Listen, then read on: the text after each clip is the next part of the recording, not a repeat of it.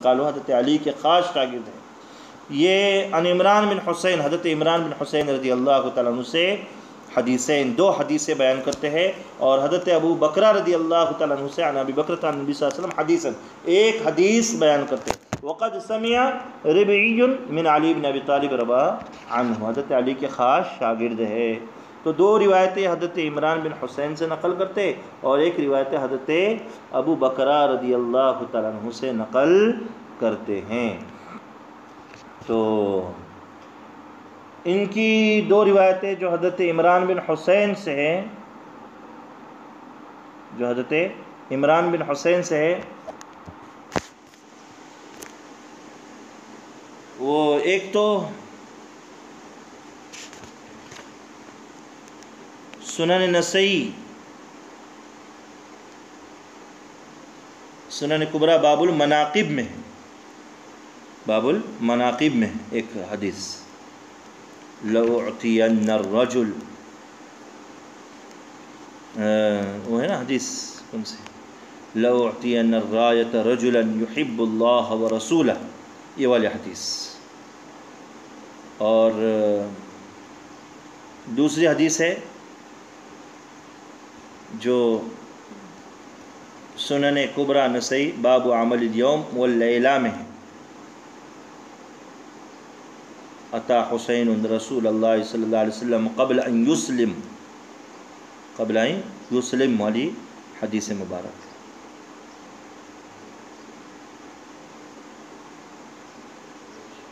جس میں آپ صلی اللہ علیہ وسلم نے فرمایا کان عبد المطلب خیرا لقومک من،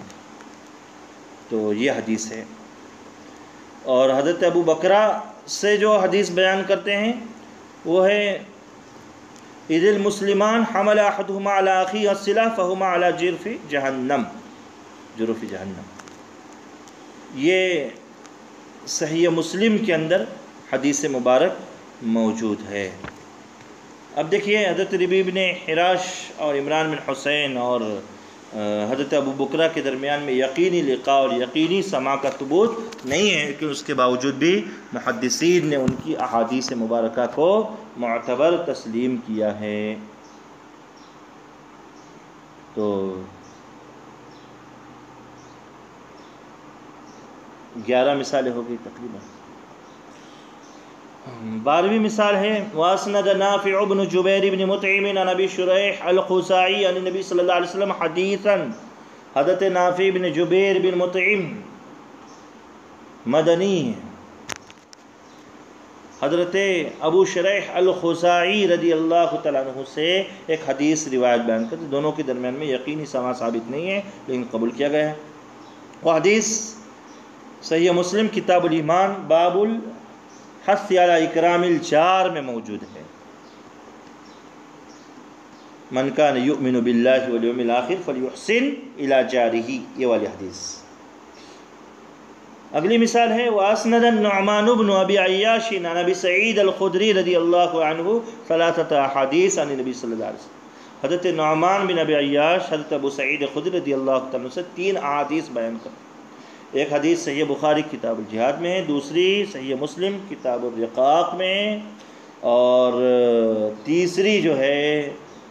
یہ صحیح مسلم کتاب الایمان میں ہے، صحیح مسلم کتاب الایمان میں ہے۔ پہلی حدیث فمن صام یوما فی سبیل اللہ، اللہ کے راستے میں جس نے ایک دن کا روزہ رکھا بعد اللہ وجہہ من النار 70 خریفا۔ دوسری حدیث ان فی الجنۃ شجرۃ یسیر الراکب فی ظلها، اور تیسری حدیث ان ادنی اہل الجنۃ منزلۃ من صرف اللہ وجہہ۔ تو یہ حدیث ہے، 3 حدیث ہے بالترتیب، بخاری میں، مسلم کتاب الرقاق میں، اور مسلم کتاب الایمان میں۔ واسنت عطاء بن یزید اللیثی عن تمیم الداری عن نبی صلی اللہ علیہ وسلم حدیثا، حضرت عطاء ابن یزید لیثی مدنی ثم شامی، 80 سال کی عمر پائی، حضرت تمیم بن اوس داری رضی اللہ تعالیٰ عنہ سے ایک حدیث روایت بیان کرتے ہیں۔ یہ حدیث صحیح مسلم کتاب الایمان باب الدین النصیحہ میں موجود ہے۔ اور وہ حدیث وہی ہے الدین النصیحۃ والی حدیث۔ اگلی مثال ہے واسند سلیمان بن یسار عن رافع بن خدیج عن نبی صلی اللہ علیہ وسلم حدیثا۔ حضرت ابو ایوب سلیمان بن یسار مدنی رحمۃ اللہ علیہ حضرت رافع بن خدیج رضی اللہ تعالیٰ عنہ سے ایک حدیث نقل کرتے ہیں جو صحیح مسلم کتاب البیوع باب کرائے الارض میں جو ہے آپ انشاءاللہ اس کو پڑھیں گے۔ وہ حدیث مبارک حضرت رافع بن خدیج رضی اللہ تعالیٰ عنہ سے یہ بیان کرتے ہیں، محاقلہ والی روایت۔ واسند حمید بن عبد الرحمن الحميري عن ابی ہریرہ عن نبی صلی اللہ علیہ وسلم احادیث۔ حضرت حمید بن عبد الرحمن حميري 16ویں مثال، آخری مثال، بصری تابعی ہے، حضرت ابو ہریرہ رضی اللہ تعالیٰ عنہ سے متعدد احادیث روایت بیان کرتے ہیں۔ ان کی ایک روایت صحیح مسلم کتاب الصوم باب فضل صوم المحرم میں آئے گی، جس میں محرم کے مہینے کی جو روزے ہیں اس کی فضیلت کو بیان کیا گیا۔ افضل الصیام بعد رمضان شہر اللہ المحرم وافضل الصلاة بعد الفریضۃ صلاۃ اللیل۔ صحیح مسلم میں آپ اس کو پڑھیں گے کہ رمضان کے مہینے کے بعد سب سے افضل ترین روزے اللہ کے مہینے محرم کے روزے ہیں، اور فرض نماز کے بعد افضل ترین نماز تہجد کی نماز ہے۔ تو یہ حدیث مبارک، تو محرم کے روزے، محرم کا مہینہ شروع ہے، اس میں زیادہ سے زیادہ روزے رکھنے چاہیے۔ اللہ کے طرف اس مہینے کی نسبت ہے، اور عاشورہ کے روزے کی تو فضیلت ہے ہی کہ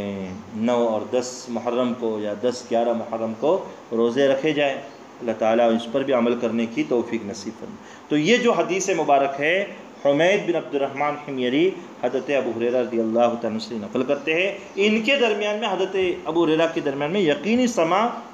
اور یقینی لقاء کا ثبوت نہیں ہے، لیکن اس کے باوجود بھی محدثین نے ان کی احادیث کو قبول کیا ہے، اور کسی نے بھی ان کی احادیث کو رد نہیں کیا ہے، کسی نے بھی ان کی احادیث کو رد نہیں کیا۔ فَكُلُّ هَؤُلَاءِ التَّابِعِينَ الَّذِينَ نَصَبْنَا رِوَايَتَهُمْ عَنِ الصَّحَابَةِ الَّذِينَ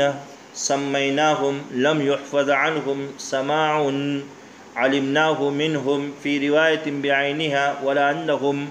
لَقُوهُمْ فِي نَفْسِ خَبَرٍ بِعَيْنِهِ وَهِيَ أَسَانِيدٌ عند ذوي المعرفة بالأخبار والروايات من صحاح الأسانيد لا نعلمهم وخنوا منها شيئا قط ولا التمسوا فيها سماع بعضهم من بعض إذ السماع لكل واحد منهم ممكن من صاحبه غير مستنكر لكونهم جميعا كانوا في العصر الذي اتفقوا فيه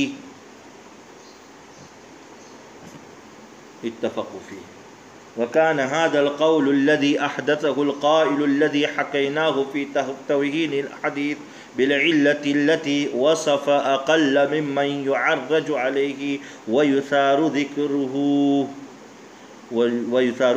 ذكره إذ كان قولا محدثا وكلاما خلفا لم يقله أحد من أهل العلم سلفا ويستنكره من بعدهم خلفا فلا حاجة بنا في رده بأكثر مما شرحنا إذ كان قدر المقالة وقائلها القدر الذي وصفنا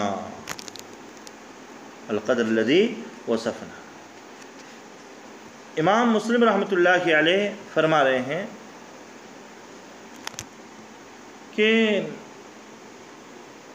اوپر جن تابعین کی نامزد صحابہ کرام رضوان اللہ تعالی اجمعین سے روایتیں بطور مثال ذکر کی گئی ہیں، ان تابعین کا کسی روایت میں ان صحابہ کرام رضوان اللہ تعالی اجمعین سے لقاء اور سماع مروی نہیں ہے، تاہم وہ روایتیں محدثین کرام کے نزدیک صحیح الاسانید ہیں۔ آج تک کسی نے ان روایتوں کو ضعیف نہیں کہا، نہ کسی نے لقاء اور سماع کی جستجو کی ہے، کیونکہ زمانہ ایک ہونے کی وجہ سے لقاء اور سماع ممکن ہے، اور یہ امکان ہی سند کے متصل ہونے کے لیے کافی ہے۔ یہ سند کے متصل ہونے کے لیے کافی ہے۔ آگے آپ فرما رہے ہیں جس قول کی دیر سے تردید ہو رہی ہے، امام مسلم رحمۃ اللہ علیہ نے اس کی تردید کرنا شروع کر دی ہے، تو وہ قول قطعاً ناقابل التفات اور تشہیر کے قابل نہیں ہے، کیونکہ وہ خود کا ایجاد کردہ کسی کا قول ہے، فاسد کلام۔ متقدمین محدثین میں سے کوئی بھی اس کا قائل نہیں، اور متاخرین بھی اس قول کو اجنبی ہی سمجھتے ہیں، اس لیے اس قول کی اس سے زیادہ تردید کی کوئی ضرورت نہیں ہے، جتنی ہم نے تردید کی ہے اتنی کافی ہے، اس لیے کہ قول کی حیثیت بھی اتنی ہی تھی۔ اب اپنے مقدمے کو آپ اس کلام پر ختم فرما رہے ہیں، واللہ المستعان علی دفع ما خالف مذہب العلماء وعلیہ التکلان، تم بحمد اللہ ومنہ، والصلاة والسلام علی سید رسول اللہ صلی اللہ تعالی علیہ وسلم، خاتم النبیین وسید المرسلین، محمد وعلی آلہ واصحابہ ومن تبعهم بإحسان إلی یوم الدین، وبارک وسلم تسلیما کثیرا کثیرا۔ بس اللہ ہی سے ہم مدد طلب کرتے ہیں کہ اس قول کو دفع فرمائیں جو تمام علماء کے مذہب کے خلاف ہے، یعنی راوی اور مروی عنہ کے درمیان میں جو جمہور محدثین کہتے ہیں کہ معاصرت ہونا اور لقاء کا امکان ہونا حدیث معنن کے متصل سند ہونے کے لیے کافی ہے، قابل حجت ہونے کے لیے کافی ہے، راوی اور مروی عنہ کے درمیان میں یقینی ملاقات کا ہونا ضروری نہیں ہے۔ وعلیہ التکلان، اللہ ہی پر بھروسہ ہے، اس بات میں بھروسہ جو ہے اللہ ہی پر کیا جائے گا، اللہ کے علاوہ کسی پر کوئی بھروسہ نہیں ہے۔ الحمدللہ رب العالمین، والصلاة والسلام علی سید المرسلین محمد بن عبداللہ الامین۔ تو یہاں پر امام مسلم رحمۃ اللہ علیہ کا جو مقدمہ مسلم ہے وہ تقریباً جو ہے ختم ہو گیا۔ اب جو ہے امام مسلم رحمۃ اللہ علیہ نے اس مقدمے کے اندر جو ہے خاص طور پر جو ہے ضعیف روات پر نقد اور جرح کس انداز میں ہوتی ہے، کن وجوہات سے ہوتی ہے، اس کا طرز اور طریقہ کیا ہے، یہ بھی آپ نے بیان کیا ہے۔ تقریباً 51-52 جو ہے روات کے نام لے لے کر اور بعض نامعلوم روات پر بھی آپ نے کلام کیا۔ اس کے بعد آپ نے جو ہے حدیث معنن پر بات چھیڑی کہ اس کو متصل السند قرار دینے کے لیے راوی اور مروی عنہ کے درمیان میں معاصرت ہم زمانہ ہونا، امکان لقاء ہونا، راوی کا مدلس نہ ہونا کافی ہے، راوی اور مروی عنہ کے درمیان میں باضابطہ اور باقاعدہ طور پر ملاقات ہونا ضروری نہیں ہے۔ اس کی آپ نے جو ہے کئی مثالیں پیش کر کے مثالیں بتا دی کہ محدثین میں سے چاہے متقدمین محدثین ہوں یا متاخرین ہوں، ان میں سے کسی کا بھی یہ مسلک اور یہ قول نہیں رہا ہے۔ تو یہ مقدمہ مسلم کا یہاں پر اختتام ہو گیا۔ اللہ تبارک و تعالی جو ہے حضرت امام مسلم رحمۃ اللہ علیہ کو، تمام محدثین کو، شراح کو، محشیین کو، ہمارے شیوخ اور اساتذہ کرام کو جزائے خیر عطا فرمائیں، اور جو انتقال کر چکے قبروں میں ان کے کروٹ پر راحت و آرام نصیب فرمائیں، ان کے درجات اخرویہ کو اللہ تبارک و تعالی بلند فرمائیں، اور ہم تمام کو ان کی جو ہے بہترین اقوال سے اور شریعت کے مطابق ان کی جو باتیں ہیں ان پر عمل کرنے کی توفیق نصیب فرمائیں، اور اللہ تبارک و تعالی نبی کریم صلی اللہ تعالی علیہ وسلم کی احادیث کو ان کے آداب کی رعایت کے ساتھ، احترام کے ساتھ، وقار کے ساتھ پڑھنے کی توفیق نصیب فرمائیں، اور نبی کریم صلی اللہ علیہ وسلم کی سنتوں پر جان کر عمل کرنے کی توفیق نصیب فرمائیں۔ اصل یہ پڑھنے پڑھانے کا مقصد بھی یہی ہے کہ آدمی کے جو ہے یعنی آدمی کے اندر عمل پیدا ہو جائے، نبی کریم صلی اللہ علیہ وسلم کی سنتوں پر وہ عامل ہو جائے، یہ اصل پڑھنے پڑھانے کا مقصد ہے۔ تو ایک یعنی احادیث کو یاد رکھنے کا بہترین طریقہ اور بہترین طرز یہی ہے کہ نبی کریم صلی اللہ تعالی علیہ وسلم کی باتوں کو اپنایا جائے۔ آمین وآخر دعوانا الحمد للہ رب العالمین.